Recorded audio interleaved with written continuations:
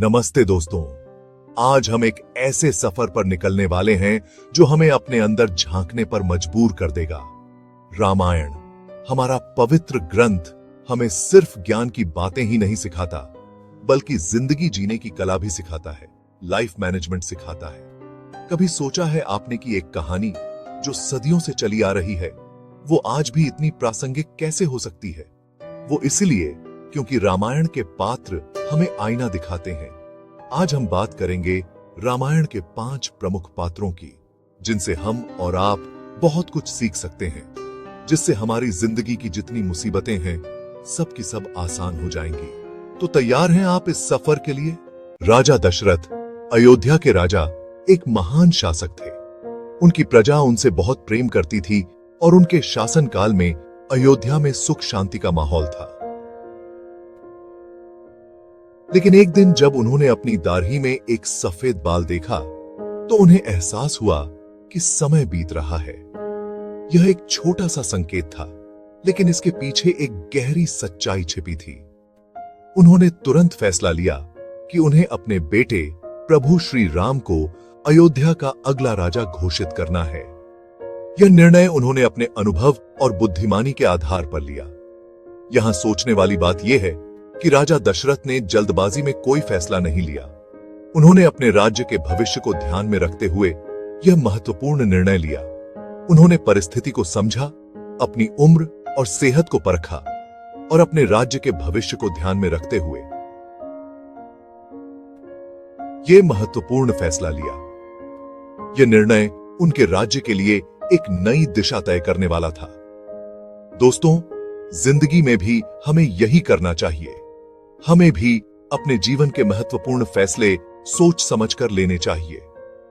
कोई भी फैसला लेने से पहले खुद से 3 सवाल पूछें। क्या यह सही समय है? क्या मैं इसके लिए तैयार हूं? और क्या यह निर्णय मेरे और मेरे प्रियजनों के लिए सही होगा? परिस्थिति क्या है? मेरी क्षमता क्या है? और भविष्य में इसका क्या असर होगा?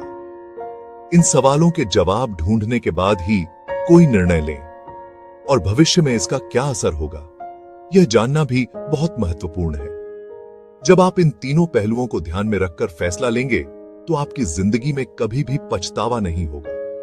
जब आप इन तीनों पहलुओं को ध्यान में रखकर फैसला लेंगे, तो आपकी जिंदगी में कभी भी पछतावा नहीं होगा।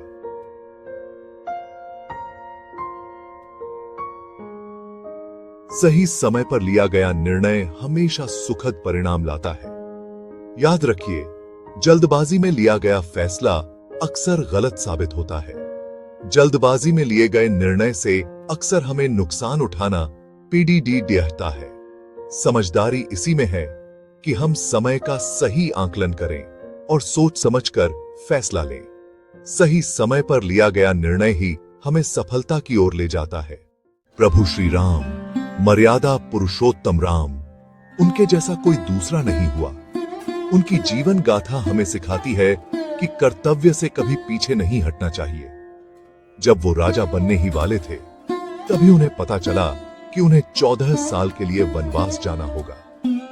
यह एक बहुत बड़ा त्याग था, जिसे स्वीकार करना आसान नहीं था।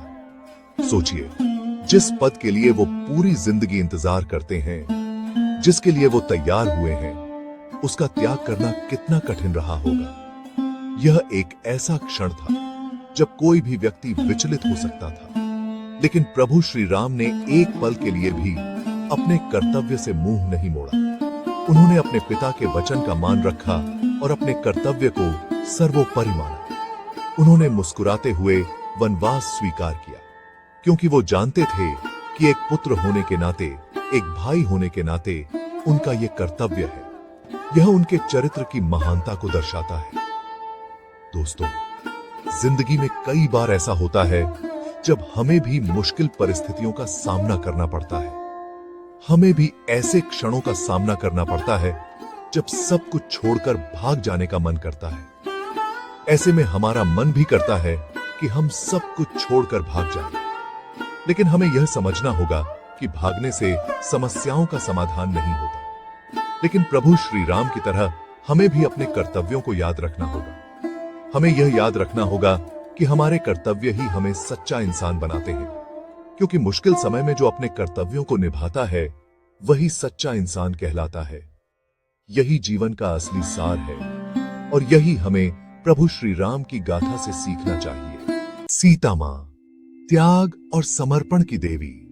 जब कैकई ने मंथरा की चाल में आकर राजा दशरथ से राम को वनवास देने की बात कही तो उसमें कहीं भी सीता मां का जिक्र नहीं था, लेकिन सीता मां ने खुद ही प्रभु श्री राम के साथ वनवास जाने का फैसला लिया। उन्होंने कहा कि प्रभु श्री राम जहां जाएंगे वो उनके साथ जाएंगी, चाहे सुख हो या दुख। दोस्तों, सीता मां का यह समर्पण हमें बहुत कुछ सिखाता है। जिंदगी में रिश्ते निभाने के लिए सिर्फ प्यार ही काफी नहीं होता, उसके साथ साथ समर्पण और त्याग का भाव भी बहुत जरूरी होता है। जब हम किसी से सच्चा प्यार करते हैं तो उसके सुख दुख में उसके साथ खड़े रहते हैं, बिना किसी स्वार्थ के। सीता मां ने हमें यही सिखाया है कि सच्चा प्यार कभी भी स्वार्थी नहीं होता। भरत, प्रभु श्री राम के छोटे भाई, उनके प्रति बहुत प्रेम और सम्मान रखते थे।